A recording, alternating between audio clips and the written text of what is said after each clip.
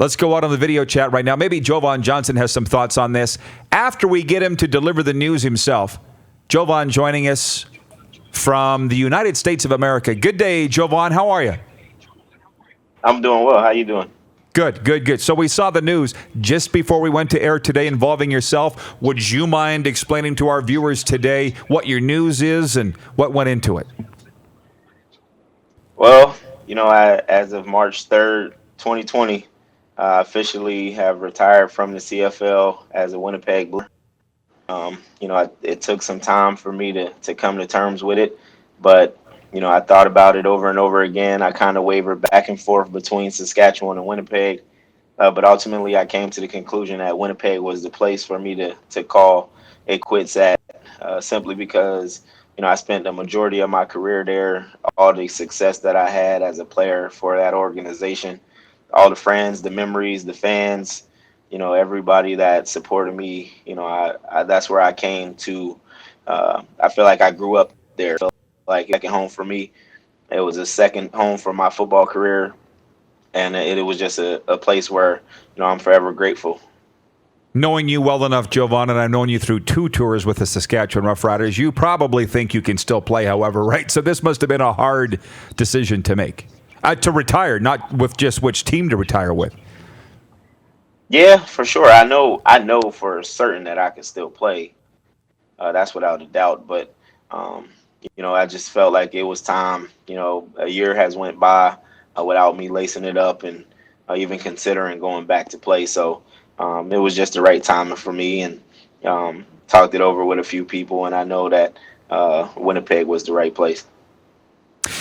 We got Bomber fans writing in saying hashtag Blue Bombers forever, hashtag Swaggerville. What are some of the memories that come to mind, Jovon? If we were officially calling it quits today, and I take you at your word that you are, what are your career highlights? I think when I started career in Winnipeg, that first year in 2008, the veteran guys, Kelly Malbrough and those guys, welcoming me with open arms. I didn't have that same connection in 2007 with the guys in Saskatchewan, the veteran guys. I think they were more intimidated by my competitive nature. I rubbed people the wrong way because I didn't care who you were or where you came from. My number one job was to get that spot, and that was the way that I operated. That was my whole mentality, and it rubbed people the wrong way. But some of my highlights as a Bomber, 2009 year was outstanding. That was a coming of, me and Jonathan Hefney being able to play next to each other, and go on and be all-stars together for multiple years. 2011, I still to this day wish that I could take half of that trophy and give it to him because, it was a year where we had multiple guys that could have won the award, and I'm grateful that it was me. At the same time, I wish that he could get one as well because he truly deserved it. And then when I left Winnipeg and went to Ottawa, I was kind of bitter about how things ended up. But at the end of the day, I was given another opportunity with a great organization to go continue my football career. Again, mentoring young guys and being a leader in the room. Going to the Grey Cup in 2015 was a real highlight with guys like Henry Burris and Greg Ellingson and Chris Williams and those guys on offense that we competed and had the luxury of competing against. Made our defense that much better. And then my last couple years in Saskatchewan, being able to go back to where it started and playing with guys Ganey and Derek Moncrief, Cresden Butler, young guys that they wanted it bad, and it made me continue to go out and light under me every day so that I could make sure that I was at my best, because being the elder statesman in the room, if you got young guys that's pulling weight, then you got to hold your end of the bargain. So, I definitely career, and I wouldn't change it for nothing in the world. Jovon, I can tell the love for the league in your voice, and now you're in the coaching stage of your career. What would you tell a potential player that has an opportunity to play in the CFL, how awesome the CFL is? I tell my guys all the time, a lot of times, people equate the CFL as a lesser league than the NFL.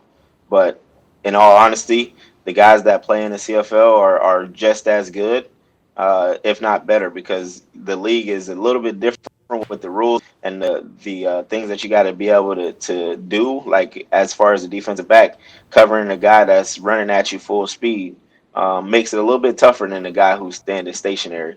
But at the end of the day, it's an opportunity. So if you get the opportunity to play at the next level, don't rule the CFL out. Consider it as a opportunity, because at the end of the day, just because you don't make the NFL, the CFL is right there. I put them up against a lot of the NFL teams as far as talent goes. Tell you what, Jovon, you're a Grey Cup champion. You've had a Hall of Fame career.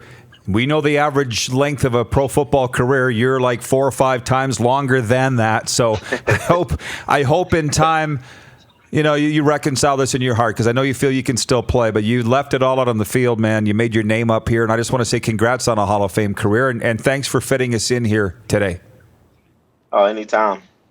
I really am appreciative for all you guys that have done for me throughout my career, and then all the things you continue to do for me. You guys, and I wish you guys nothing but the best. And anytime you want to get me on, I'm always available. We will do that, and good luck with your team, because we're following closely, Jovon. So thanks again.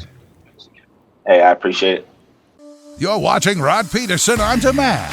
For more of The Rod Pedersen Show, visit rodpedersen.com or follow Rod Pedersen on social media.